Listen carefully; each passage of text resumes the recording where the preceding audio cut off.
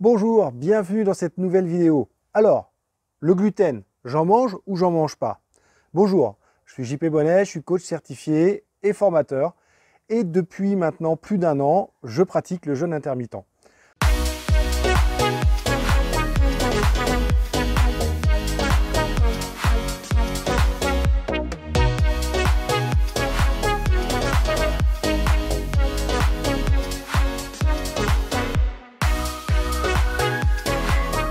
Alors, on vous pose souvent la question quand on accompagne les gens à faire un jeûne intermittent, pourquoi est-ce qu'il ne faut pas manger de gluten? La question, c'est pas qu'il ne faut pas manger de gluten, c'est pas ça qu'on dit, c'est juste que moi je vais vous parler de mon expérience personnelle par rapport au gluten.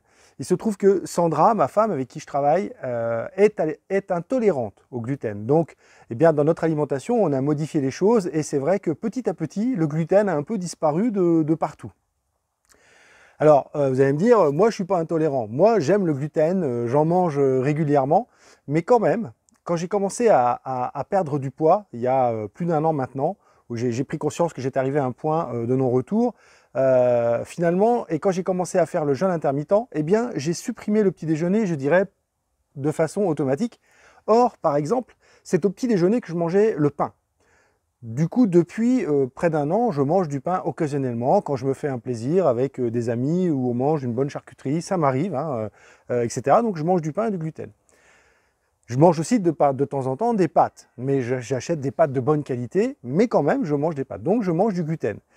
Seulement voilà, effectivement, je ne suis pas un accro du gluten, mais je me suis rendu compte quand même que la période du début où j'ai perdu beaucoup de poids, où je mangeais quasiment plus de pâtes, quasiment plus de pain, même je dirais, je mangeais plus de pâtes, je mangeais plus de pain, je mangeais plus de gluten, je me suis aperçu que je n'avais plus les glaires, vous savez le matin, les trucs qui accrochent là, et parfois vraiment le matin j'en avais beaucoup. Et depuis que je ne mangeais plus de gluten, je n'avais plus ces glaires. Comment je m'en suis aperçu? Eh bien c'est la première fois où j'ai remangé du gluten.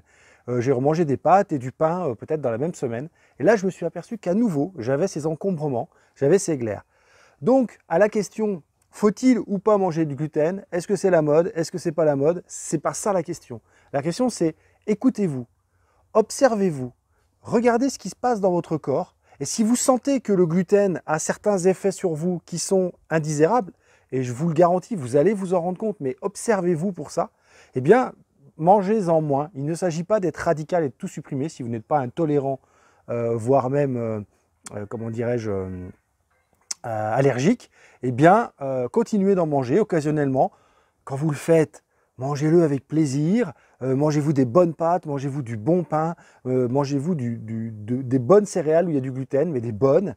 Et puis, observez ce qui se passe. Alors, une petite astuce, quand même, c'est que aujourd'hui, les farines communes que l'on trouve dans le commerce sont faites avec du blé qui a été modifié un nombre de fois incalculable, où on a cherché à garder les plus gros grains parce que le but, c'est la rentabilité, c'est pas forcément la qualité.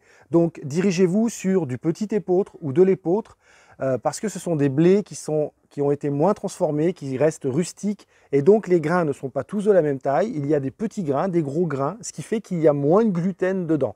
Il y en a, mais il y en a moins, et en plus, c'est un peu un garant de qualité parce que les grosses industries ne vont pas se lancer dans le petit épeautre et le gros épeautre, il y a trop de pertes, il n'y a pas assez de rentabilité. Donc, dirigez-vous vers ça.